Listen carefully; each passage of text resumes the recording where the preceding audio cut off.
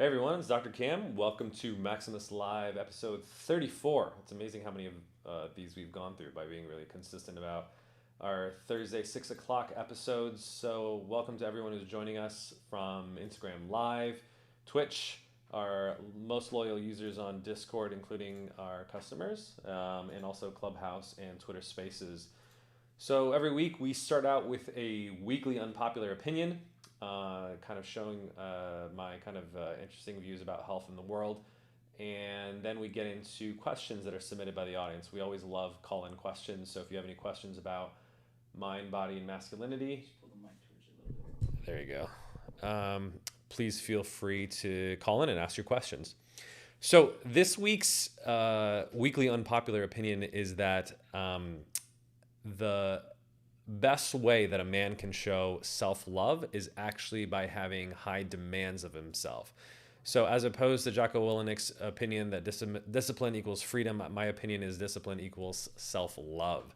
So when you hear the connotation of self-love, especially as a masculine man, it sounds very hippie or squishy, and I think it turns a lot of guys off, even though I would argue it's actually one of the most critical elements of psychology. I actually talk about radical acceptance and radical responsibility as almost like the left and right hand of psychology. And radical acceptance is essentially a form of self-love. But I think that word, unfortunately, has a very emasculating connotation. And so guys don't really know what to do with it. They understand the concept that you should love yourself, but what does that actually mean? And how do you actually apply that in a way? So in order to best explain this, I want to talk about kind of a matrix from parenting, the parenting literature, that is very useful. So why don't we talk about that, and we can in fact diagram it and explain it a little bit. So if you think about two different axes that are really important in order to be an effective parent, the one axis is how demanding you are, or what I call sort of authority, right? So a high demanding parent expects a lot out of their child, and undemanding parent expects very little of their child. The other axis is supportiveness, right? Or what I call affection. So a supportive parent is very accepting and kind of child-centered. An unsupportive parent is rejecting and is really parent-centered. It's all about them. So if you think about this 2x2 matrix, you come up with basically 4 different types of parents. So let's think about the worst case scenario, and then we'll work our way up. So if you have a undemanding and unsupportive parent, you basically have what's called the rejecting, neglecting parent. So they don't really ask much of their kids, and they don't really show much love to their kids, and is basically just like an absent sort of parent. Those kids obviously don't turn out very well. Let's talk about the other two kind of styles that are a little bit in between. So what if you have a demanding parent, but is unsupportive? That's called authoritarian parenting, right? So that's someone who's controlling. It's all about power. You do it because I said so, and it's my word. I don't want to hear your opinion. This is also stereotypically like the tiger parent, right? So they're like, your expectations are high, you must succeed and achieve, but they're not very affectionate, don't hug a lot, don't provide a lot of physical touch, emotional intimacy. Those children do typically go on to become successful because being highly demanding does set people up for success, but they also run into a lot of psychological issues and often end up in therapy. So that's not a great style. The contrast, almost the extreme opposite style, is the very supportive but undemanding parent. Think about a kid, like a parent who sends their child to sort of Montessori school. There's no grades, there's no evaluation, there's no standards. And this is not a knock on Montessori, but I'm just sort of showing the kind of the logical extreme. If you apply that to home, you get a very what's called permissive parenting. The kid can kind of do whatever he wants. She could be eating ice cream for breakfast, and the parent doesn't say no. So the relationship's really indulgent, is very low in control, and those kids basically don't learn any self-discipline. They don't have as much, the typical sort of a neuroticism that you see with authoritarian parenting. But on the other hand, they don't really turn out to be very effective adults. The best combination, obviously, is a parent who's high in demandingness and high in supportiveness. So that's what's called authoritative as opposed to authoritarian parenting. So that relationship is reciprocal. It's not the parent that's being controlling. It's not the child that's in charge. It's bidirectional. And you're able to communicate back and forth. And those kids turn out the best. They turn out to be both highly skilled, competent adults, but ones that have good emotional regulation and are, most likely to do well psychologically. That framework, although you might be asking, okay, what does this have to do with being a man? What does this have to do with self-love? This framework for parenting, I think, is the same exact framework to be a great leader. And that includes being a leader of other people, but it also means being a great leader of yourself. And so how you treat yourself is, in, if you will, your inner child, if we're able to use that phrase, is no different than you treat, quite frankly, your literal child. So when we talk about sort of self-love, I think people associate it with the affection side of the matrix that I was trying to describe. And obviously, that's something that makes sense that you're going to give to your son and daughter. You need to show love. I think even masculine guys acknowledge the importance of showing love emotionally and physically. But when you apply it to yourself, it seems sort of self-indulgent. Like I understand hugging my son or daughter, but I can't hug myself. What am I supposed to do? Lavish praise on myself? I think it turns a lot of guys off. So what I think is a more helpful approach is less about sort of lavishing yourself with affection and support, and more about not punishing yourself actually with shame or guilt whenever you mess up. And this is something that guys are actually uniformly terrible at.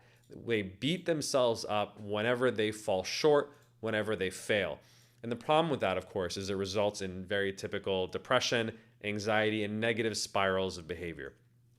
So what I would argue is if you want to provide yourself with self-love or affection support, just before you even try to introduce that, just stop the negative part of the emotion, meaning stop the bad habit of punishing yourself and seeing failure, and rather than punishing yourself, seeing failure with more of a non-judgmental curiosity, right? So I have a whole system called the Keystone Habit, which lets you plan ahead for the next 4 hours in terms of what you're going to do, and then you reflect back on it non-judgmentally. The point is not to beat yourself up because you procrastinated or you didn't get exactly as much done, but to kind of look at it and be like, all right, I said I was going to do this. I didn't end up doing it. I wonder why. What were the barriers? What got in the way? And how can I, with an air of curiosity, kind of solve this problem? So I think that's really important. And then only once that's established can the actual affection and support begin. Now, there's two types that I think are really important. The first is what I call unconditional positive regard. This obviously comes from humanistic psychology, if you've ever read Carl Rogers. And the idea here is that basically affirming that you're a man of worth and that you deserve at least a dignity, right? No matter how messed up your life is, you may be literally a drug addict, a social media addict, or you're failing in your terms of your responsibilities and you know you need to clean up your life. But even regardless of that, you still as a human being on a fundamental level deserve dignity and respect. I think all people do. So that's really important so that you have some foundation, some baseline of self-worth, that you don't feel like you're nothing, you don't feel like you're zero, and you don't feel like you're worthless. Because if you're in that state, it's going to be very hard to be motivated to do anything.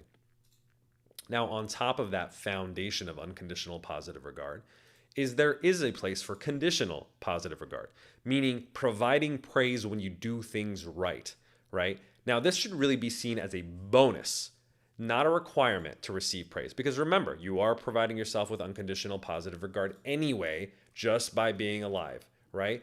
But when you do get up on time, when you do go to the gym, when you do eat right, when you do follow through on your word, it is important that you reward yourself just as you would reward, a child for good behavior, and that you're making progress towards your goals. I think it's obvious, like even if you've literally trained a dog, right? You reward good behavior, and we know that reward works generally better than punishment, with a few exceptions. And so you should provide reward and praise for yourself when you do things right. Now, so that was the affectionate part of the spectrum. What about the demanding or the authority part of the spectrum?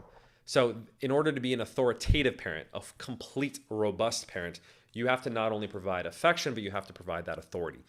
And my thesis is, in fact, you can only be as demanding of yourself as much as you love yourself, right? So if you grade yourself on, like, let's say a 0 to 10 scale in terms of how demanding you are, in terms of your authority, and how supportive or affectionate you are, if you are only a 5 out of 10 in terms of the affection and support that you provide yourself, I don't think you can demand yourself more than 5 out of 10 either. Because what's going to happen is if your demandingness exceeds your affection, that's when the neuroticism comes out, because you're going to start when you start to fail and not meet your goals, you're going to beat yourself up, and that's going to result in that sort of negative spiral of behavior. So if you want to have 10 out of 10 standards, if you want to have high goals and be a very high achiever, and have that be a 10 out of 10 in terms of your ambition in life, your affection and support and self-love better be a 10 out of 10 as well, because that's the only way that you can continue to push as hard as a lot of like high achieving people do. And I work with CEOs and VCs in my private practice. You got to have a incredibly high sense of self-worth, self-confidence, and self-love in order to sustain that, right? So I think that's the most important principle from my kind of talk today. You can only be as demanding of yourself as much as you love yourself. Otherwise, you end up as a tiger parent, right? You're that typical strict but cold parent, and that results in procrastination and oftentimes addiction, as I've seen in a lot of my clients. So now, how do you put this into practice? In this era, I think it's really rare to be kind of a man of your word, not just when it comes to other people, but I always talk about how important it is to keep your own word to yourself, right? And so when you set goals for yourself or you set standards for yourself, make sure that they're achievable, right? So make sure they're behavioral, meaning you can measure them, you can observe them. Make it so that it's immediately achievable, meaning it's something you can do in the next day or so, not some lofty goal that's 10 years out. And how do you measure progress towards that? And make sure that it's about 80% achievable, as I like to say. So there's an 80% likelihood that you're actually going to do what you said you're going to do today, and that you're relatively confident that you can achieve it. Now, after that, you calibrate up or down depending on your success. If you failed, you need to lower your bar, lower your goal. If you succeeded, you can always increase it over time. So it's not that you're aiming low with 80% and that you shouldn't have a big, hairy, audacious goal, as is discussed in the book, Good to Great, but you want to not have too many strings of failure, because people just give up and quit when they're failing too much. So on that note, I think it's very important, like I said, to equate discipline with self-love. So I actually, and I think this is because it's very hard for guys to provide that sort of affection and support to themselves. So what I do instead with guys that feel a little bit of opposition to that, I say, forget about the affection for the time being, just focus on the discipline. Because I think the most loving act that you can do for yourself is less affectionate, and it's actually more behavioral in terms of keeping your word and keeping your personal integrity. That's the best way, honestly, that a man can love himself, is to be true to his word. So if I could almost like give you a sequential order of actionable advice about how to put this into practice. If self-love is difficult or that feels kind of weird to you, start easy. So step number 1, just stop beating yourself up for failures, right? So stopping the punishment, stopping the shame, stopping the guilt is self-love. It doesn't even need to be touchy-feely. It's just stop being punitive, right? If you do that, you're going to go a long way. Number 2, you need to iterate and obviously change some of the things that you're doing wrong, but you got to do it with more of a non-judgmental curiosity, right? And when you do it as almost like an objective third-party person would, like a teacher or a coach that's watching you, they're not going to be as emotionally involved as you, then you're much more likely to change, because you're not in that guilt shame cycle that most people fall into. Step number 3, affirm your unconditional self-worth, that no matter how shitty your life is, no matter how much you're letting other people down and you feel like a zero, you have some foundational self-worth that is not up for grabs. It's not up for debate. You have self-worth as a human being. And then obviously, if you are doing well, give yourself a little bit of praise and reward for meeting your goals along the way. Sorry, let me skip ahead there. Number 4, demand that you keep your promises to yourself. So this is the discipline part. So when you make a commitment to yourself, like saying, I'm going to go to the gym today, you have to follow through on that. And that's the best way that you can love yourself. And then finally, when you successfully do, obviously lavish yourself with a little bit of praise, pat yourself on the back, feel good about yourself, text your homies and tell them that you went to the gym, and hopefully they'll share in that praise too. And we obviously try to do that as a community, that you're not doing this by yourself. That's why we have social accountability groups, so that when people are trying to make health behavior changes, it's not just by themselves, that there's a group or community or band of brothers that provides them with that praise as well. And I think guys honestly estimate how much praise affects us. All of us, whether you're women or men, were told you're a good boy or a good girl from your parent growing up, and that is emotionally transformative, to sort of be blessed, if you will, by your parent, and to receive that praise. And quite frankly, a lot of what we do is constantly in the seek of praise. Now, as long as that's done in a values aligned way, then I think it's fantastic. So, long story short, the best way that a man can practice self-love, in my opinion, is actually to start with discipline. And if you get that side of the equation right, then I think you can go really far, and then do a lot of more work later on in terms of the affection and support. So with that being said, let's get into questions. What is your opinion on internal family systems? Yeah, great question. So for those who are not familiar, internal family systems is a particular type of psychotherapy that kind of believes in the concepts of multiple selves, that as opposed to being, like one person or one entity, as a lot of people like to think of themselves. It kind of posits a more robust framework of thinking about there's different parts of you, which actually does kind of make sense intuitively, right? We're not talking about like multiple personalities, but we kind of gave the example of the gym earlier, in the sense of there's a lot of people who say they're going to go to the gym and they don't end up doing it. Now, there's obviously a part of you that does want to go to the gym, right? That came up with that goal in the first place, realizes all the potential health benefits. And there's another part of you that maybe is resisting that because they don't want to feel pain or strain or discomfort. Maybe that's a little bit more of that inner child, as we were talking about. And these sort of different parts can be in conflict. And particularly when we sort of banish, those parts of ourselves, I think there can be sort of conflicts that arise. So I think it's an interesting sort of theory. There's not as much literature on it compared to other sort of evidence-based therapies, particularly I would say the more behaviorally oriented therapies such as CBT or ACT. The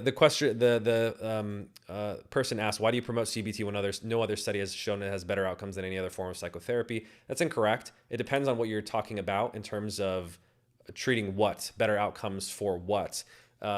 CBT and ACT and other behavioral therapies, in terms of the aggregate, have more positive research literature on them than, let's say, compared to internal family systems. So it's not to say that CBT is definitively scientifically better, but there's far more research on CBT than there is IFS. And so if you're going to be a betting man and say what is more likely than not, based on the research evidence, to be effective for the treatment of depression and anxiety, I would say the research evidence points to CBT. Now, that may be because there's been more funding, it's been around longer. It's not to say that it's not more effective, but the research literature certainly points in that direction. And I think we can absolutely and conclusively say, for particularly the treatment of anxiety disorders, PTSD, specific phobia, panic disorder, OCD, an exposure-based behavioral treatment in which you're exposing people to the feared,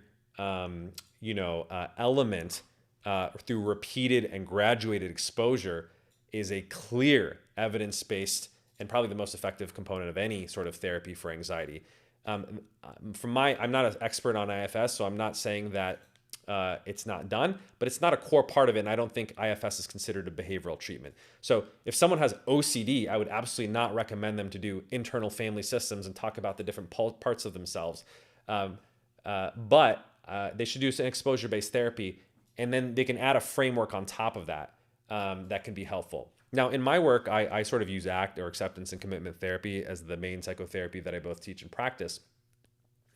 And I do think there's a component of it, which is this idea of the observer self that's able to see the different parts of ourselves, that I would say is congruent with not only internal family systems, but with more neo-Jungian types of psychotherapy, including Robert Moore's archetype of the king, warrior, and magician lover. That was his sort of conceptualization of the different parts of ourselves, which I oftentimes introduce and sort of work with clients and talk about in my writing as well. So look, the reality is, I think the most important thing is to find a very skilled clinician. I think it's probably actually more important than this specific type of psychotherapy. A lot of people like to engage in almost this intellectual masturbation, arguing, is IFS better than CBT, is better than ACT, is better than DBT? Like I said, for particular disorders, you can have that debate, but I think for most people, they should just get into therapy with a good clinician, a well-trained doctoral level clinician, preferably. And that's going to be the biggest determinant of outcomes more than anything. So yeah, I would say don't lose the forest for the trees in terms of what you're striving for, and get into too much of an academic debate about what therapy is best. The skill of the clinician and your relationship and therapeutic alliance with your clinician is a far better determinant of treatment outcomes than some philosophical debate about the particular style.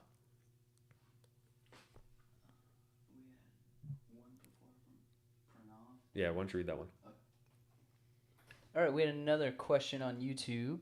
What parts of your personality / character do you accept as just who you are, and what parts do you try to change? Yeah, it's a great question.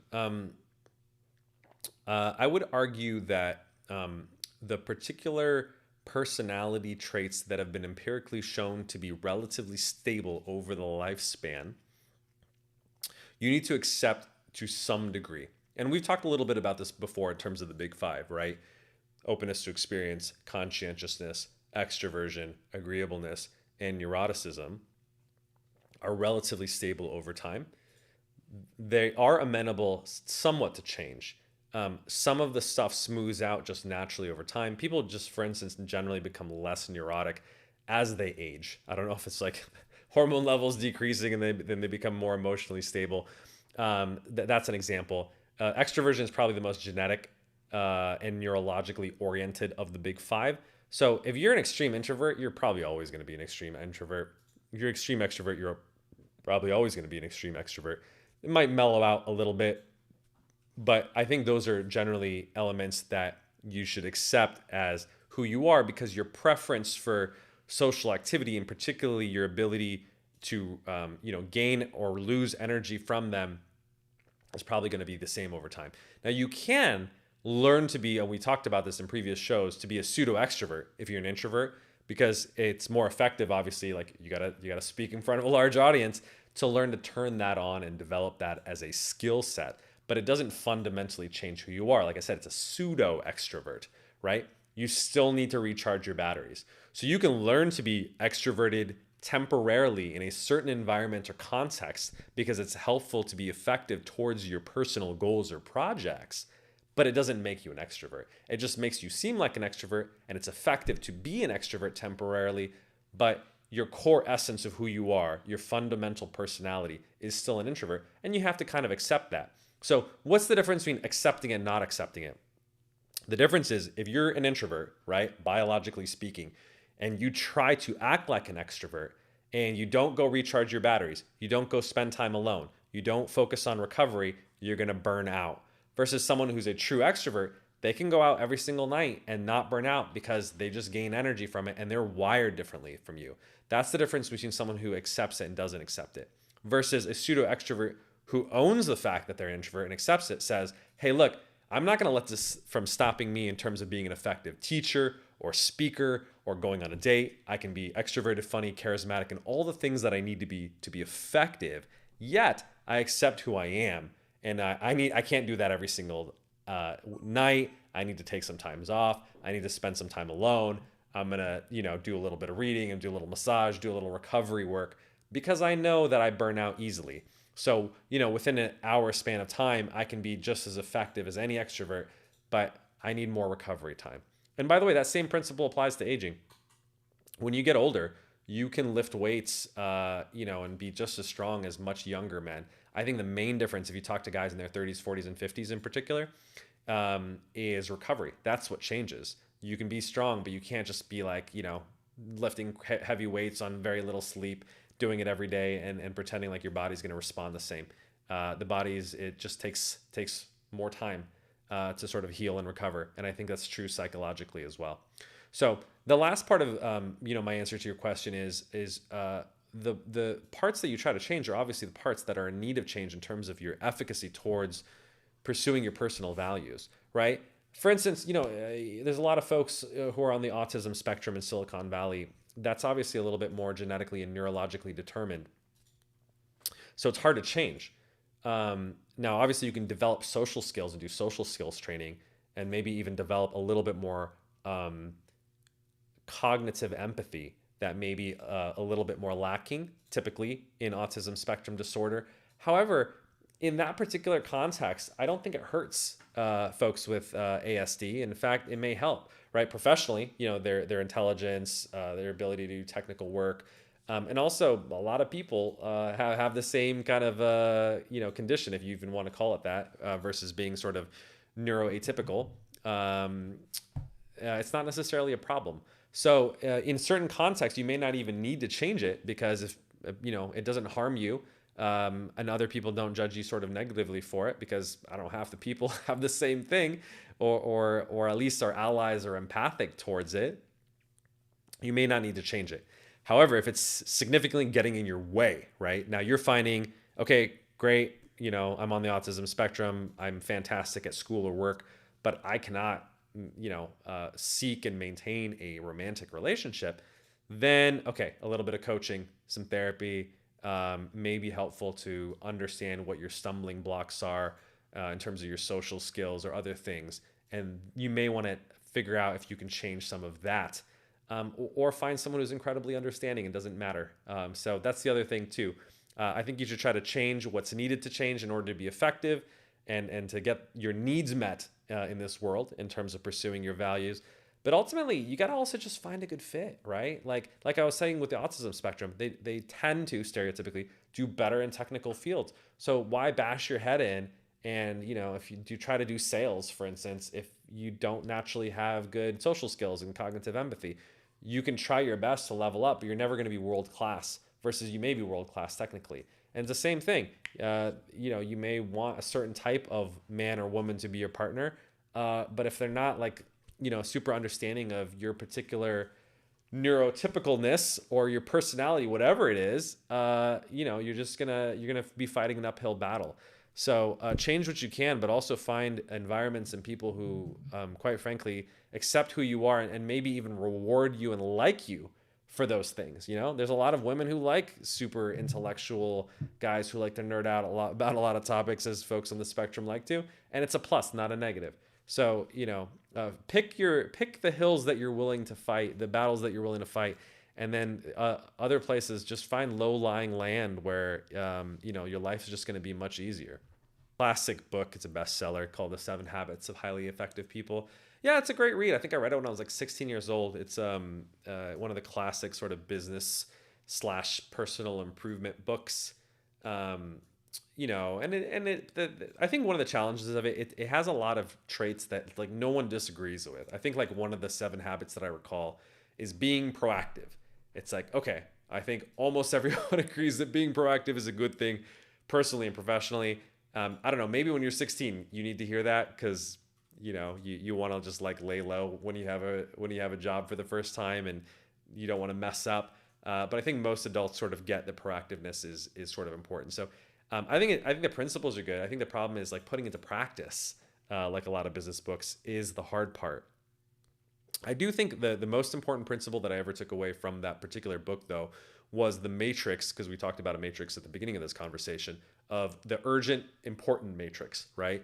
And his insight, which I actually think is an important one, is that we spend a lot of time doing things that are urgent but not important, because it's just like, hair is on fire, it's the top of your inbox, someone needs a little response, and you're like, Sure, I just want to get this out of the way. Maybe it doesn't take a lot of time. But if you keep on doing that, just like spending time in your email rather than doing like the big important projects that are not urgent, but they're really important in terms of pushing your company forward, then that's when you're sort of misprioritizing your time and your efforts. And I think we all have a tendency of doing this.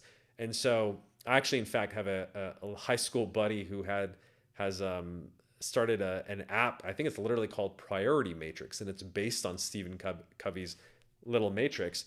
And instead of doing typical to-do list or task management, where you just come up with your tasks that you need to do and the due dates for them, you have to categorize them in those 4 quadrants. Is it important and urgent, important not urgent, urgent not important, or not important not urgent?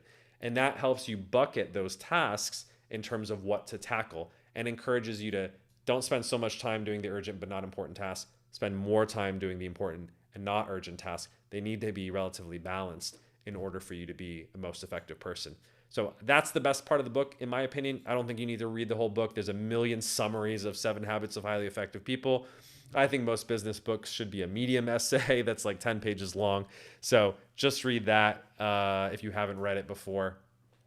And more importantly, figure out how to put it into practice, because that's worth a lot more than the reading part of it. We had a question come in from YouTube last week on the topic of testosterone supplements. The question is, what is shilajit? Does it actually work as a testosterone supplement?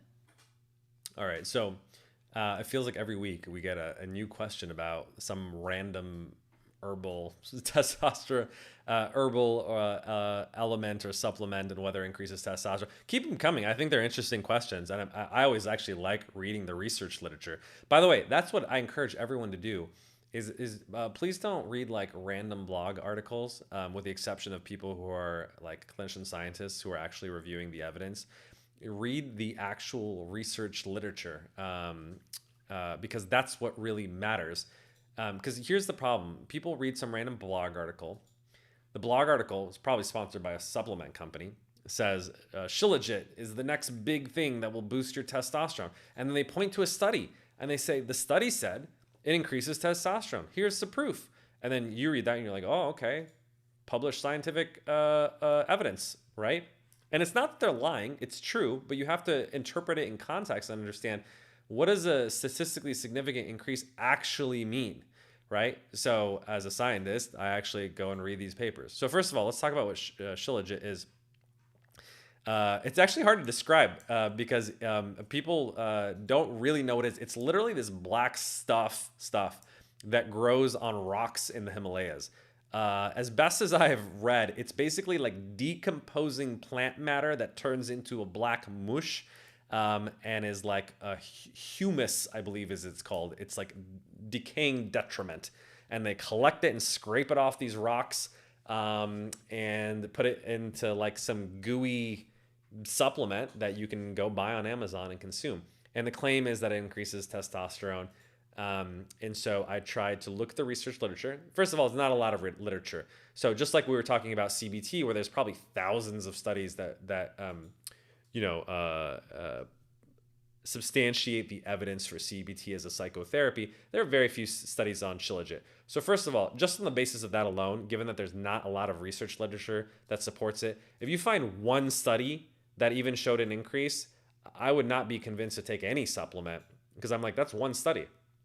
I want to see like 5 studies, 10 studies, and do all 5 or 10 of them show a consistent effect over time in different populations, done differently, sponsored by companies, not sponsored by companies, especially done in humans. I'm very skeptical. So I did find one decent quality study, I would say. It was published by Pandit et al. 2015 in a reputable journal called Andrologia. And it was testing shilajit supplementation in relatively healthy volunteers. These are guys between the age of 45 and 55. The good thing about the study is they had good methodology. This was a randomized, double-blind, placebo-controlled clinical trial, which they gave them 250 milligrams of shilajit twice a day. So for those who are not familiar with science, basically they gave them pills. Half of them got placebo pills, sugar pills. Half of them got this shilajit, and nobody knew who was taking what? Both the participants and the experimenters. That's why it's called double blind. And then they looked at their levels of hormones. So here's the interesting things about this, the findings of this study. They tracked them before and then 30, 60, and 90 days after the supplementation. So here's the weird thing, and this is what makes me a little extra skeptical about this supplement. There is no effect at 30 days or 60 days, but magically at 90 days, 3 months after they start taking it, they start seeing an effect. Now, this is possible or plausible in terms of the reason the effect shows up after 30 days is it needs to accumulate into the system. Although I have to say, it kind of sucks to take something and not feel it for 3 months or not be able to show any evidence of it having an effect in terms of your blood work. There are some supplements where that's true. Like a good example is beta-alanine, which is an evidence-based supplement that's ergogenic for sports performance, but you have to take it every single day and it has to like saturate within your muscles, and that's why you have to take it for a long ass time. That's why I don't even recommend taking it, because most people have to take it like multiple times a day, every day for months to see any effect. Not really worth it. So this shilajit stuff did not see any increase, statistically significant increase in total testosterone at 30 days or 60 days, but at 90 days showed a 20% increase. Not very impressive. Free testosterone, no increase at 30 and 60 days, 19% increase at 90 days. So pretty much almost the equivalent of the total in testosterone increase. So how is it working, right? If it is even, let's assume that the 20%, it's actually increasing it 3 months down the line. There was no significant change at LH at any of the time points, which is the typical mechanism of action for, let's say, clomiphene, a selective estrogen receptor modulator. It works by increasing LH. So it's not working through that HPG axis. Interestingly, they did find an increase in FSH, or what's called follicle stimulating hormone, at 30, 60, and 90 days. That was probably the most consistent effect of the study. So this is a generalization, but LH is more responsible for the increase in testosterone, while FSH is more responsible for the increase in fertility. And so you're not seeing an increase in LH very much. You are seeing an increase in FSH. And they also found an increase in DHEA sulfate, which is kind of a precursor hormone to testosterone. And that also increased, I think, about 31% at 90 days. So what the hell is shilajit doing in aggregate? Shilajit is probably in some, and we don't really understand how, it's increasing DHEA sulfate, which is a precursor of testosterone. It bumps it up a little bit, 20% at 90 days, although weirdly has no effects prior to 90 days. So I would say as a testosterone boosting supplement, while it is statistically significant, it is clinically meaningless. 20% boost, you're not going to notice any difference. A 20% boost is basically the equivalent of sleeping about an extra 1.5 hours a night. So if you're sleeping 7 hours a night and then you sleep 8.5 hours, you're going to see the same increase and you're going to feel a lot better than taking shilajit. Now, there is one other study that I found that was looking at shilajit. They found a very similar increase in testosterone, it's 23.5%. So again, not very impressive. They did find a better increase in sperm parameters. There's a 38% increase in sperm mobility, which is how the sperm moves, and a 61% increase in total sperm count, which is actually decent. So my conclusion from this is shilajit may be beneficial for fertility. Like if you're literally trying to get your wife pregnant, it may improve some sperm parameters. But as a testosterone boosting supplement, kind of weak. And then finally, I actually don't recommend it at all, because this is the big problem with supplements, and especially herbal supplements, is, remember, this is rock humus. It's literally the stuff that's scraped off these rocks that grows, and rocks are often metals. So there's been a bunch of testing of shilajit supplements, and some of them, but not all of them, have actually tested very high and heavy metals like lead and stuff that's literally toxic and poisonous to your system. And so for a potential 20% increase in total and free testosterone, you're going to risk significant heavy metal toxicity, because these supplements are totally unregulated. I think it's actually a terrible idea. So there's literally an article that's done by Self-Hacked, which is, well scientifically written and blog. And they literally, when they review shilajit as a supplement, says use extreme caution when taking this.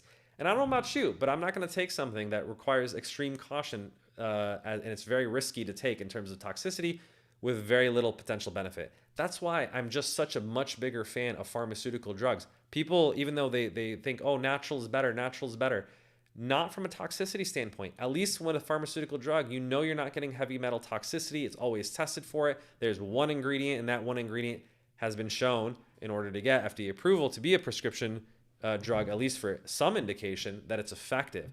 Versus shilajit, if it actually was effective, they'd probably isolate the active ingredient and turn it into a drug, as I mentioned in last week's podcast. So, net, there's some shady companies out there selling shilajit, by the way, as part of their testosterone boosting stack, in addition to their pharmaceuticals. For the folks that don't really need the pharmaceuticals or TRT, the evidence is very poor. I do not recommend it, and you're risking heavy metal toxicity. So just like we talked about Tonkat Ali and Longiphoria, that whatever that Nigerian shrub was that Dr. Amber Huberman talked about in last week's podcast, I do not recommend any of these herbal supplements. Basically, Dr. Cam's rule of thumb, if you can buy it over the counter as a supplement or an herb, it does not do anything to boost your testosterone in any clinically meaningful way that you will feel. So don't waste your time. In contrast, we had someone literally an hour ago who's, this is not my words, his words, Chris, who's one of our Maximus participants, publicly tweeted on Twitter about how he's on the Maximus protocol. And he's, by the way, he's on the lowest dose of our protocol. We're purposely very conservative. It had a 2.8x increase in terms of his total testosterone. Now, I don't know what his baseline was, but let's assume it's 100, right? Like a nice average number. That would mean that his after levels are like 280. That is phenomenal, right? So as opposed to a shilajit, where if you started at 100 and it's got a 20% increase, that would be 120. So going from 100 to 120, clinically meaningless. You're not going to notice a difference. Going from 100 to 280, huge difference, and that you will feel. And I think he literally said something like, I feel 1,000 times better. Right now, obviously, he's being a little over the top, but that's what we're talking about. Why waste your time with these shitty supplements that don't work versus being on a protocol where we will lab test your levels, so you don't have to believe us. It's a third-party lab that's testing your levels and show you that it works. And you also have confidence because there's a bunch of published research that shows that on average it doubles your levels, and that's what we're finding in our clinical our clinical experience as well. So great question. Keep them coming. But yeah, shilajit should have stayed on the rocks in the Himalayas instead of in your stomach. Someone wrote in a question. I'm not that great at recognizing and sifting through people's particularly insidious and office politique behavior. I picked up Chaos Monkeys, and a lot of the content is resonating with me, and it feels like I've been through some of the same shit. Any tips on how I can get better at recognizing toxic, Machiavellian, sly, cunning people in the workplace? Great question. Yes. So I have a whole article about this. It's called Anatomy of an Asshole. And I think I literally had to change the title to Anatomy of a Workplace Jerk, because some place that I published it didn't like the word asshole, which I thought was hilarious. And, Bob Sutton, it wasn't even my term. It was a term from Professor Bob Sutton, who's a professor of business at Stanford Business School, I think in the organizational behavioral department. He wrote a best-selling book called The No Asshole Rule. And he has a whole HPR article that he published afterwards, because a lot of colleagues were like, oh, why did you use the word asshole? And he's like, look, it's the best word to describe behavior that you are very familiar with, right? And I talk about this in the article too. I'm like, no clinician, no doctor obviously uses the term asshole. It's not a term that we use in psychology. My article basically argued what people commonly refer to as assholes is really dark triad behavior. It's narcissism, Machiavellianism, psychopathy, or what we call antisocial personality disorder. In fact, you use the word Machiavellianism, so you probably recognize that. So I'd recommend that you read the article and understand those three archetypes of dark triad. And once you start to understand them, you start recognizing Like there's good pattern recognition, right? I'll give you 3 examples. So like a very like, you know, like antisocial personality psychopath is like, you know, Christian Bale, right, in American Psycho. Like that's the classic movie portrayal of a psychopath. He's like cold, has intact cognitive empathy but no affective empathy, does not feel, has no remorse, etc. You know, it's kind of like a machine. Those kinds of folks, you'll recognize them in the workplace, and they're rare. It's less than 1% of the total population, but up to 5% of CEOs are actually psychopaths. And so you do see them. The narcissists are very apparent.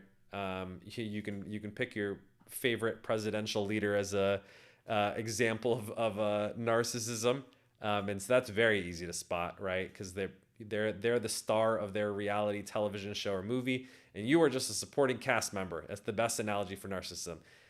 When the narcissist talks to you, you don't feel like you're in the room. You feel like you're being talked at, not with, and you can almost fall asleep because they wouldn't even notice whether you're responding or not. So they're very easy to spot. The Machiavellians are the hardest because, like I said, Machiavellians in the article are the most least born, most made.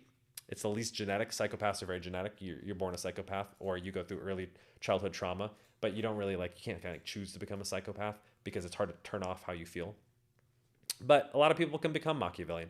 Those are the hardest. That's like the Frank Underwood, if to use sort of a acting celebrity analogy. And I think that just comes from experience. And if you're not particularly good at recognizing them, I would try to make friends with people in the workplace who are. That's actually where having workplace buddies who look out for you and are better at understanding people, understanding politics, can tell you, hey, watch out for that person. Or I don't have a good feeling. I don't have good intuition about that person.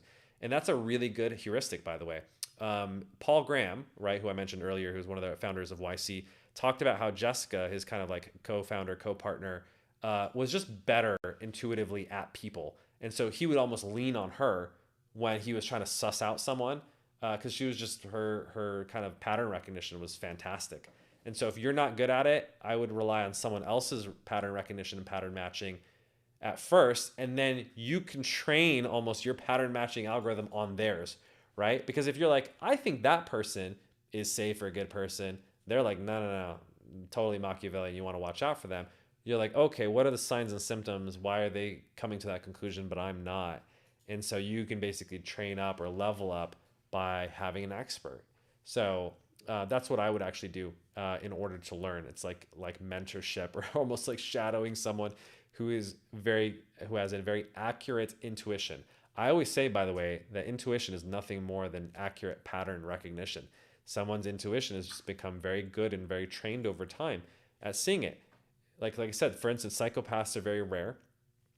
I think I've met like 2 in my life. And so my pattern recognition from psychopaths is better than it was when I had never met any. It's better now, but compared to like a forensic psychologist who works in jails and runs into people with psychopaths who have antisocial personality disorder all the time, their pattern recognition is going to be even better than mine because they just have more experience with them.